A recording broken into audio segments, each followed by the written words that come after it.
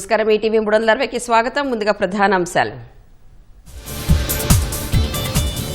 జగన్ హయాంలో శ్రీవారి లడ్డూలో కల్తీ జరిగిందన్న సిట్. దర్యాప్తులో తేలిన అంశాలను ప్రస్తావిస్తూ ప్రభుత్వానికి లేఖ.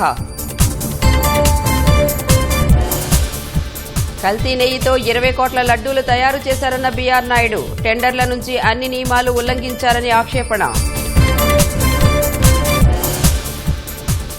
సంపాదనలో కొంత భాగం సమాజానికి తిరిగి ఇవ్వాలన్న సీఎం. గుంటూరులో జింకానా నిర్మించిన ఎంసీహెచ్ భవనం ప్రారంభం.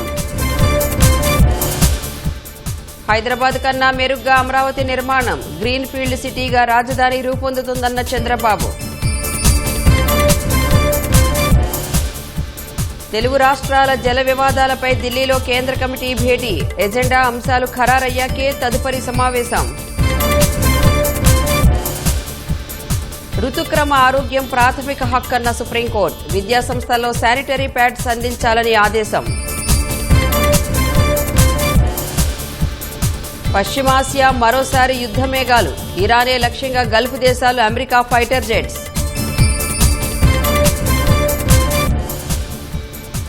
ఇవాళ కాస్త దిగొచ్చిన బంగారం వెండి. మదుపర్లు లాభాల స్వీకరణతో తగ్గిన ధరలు.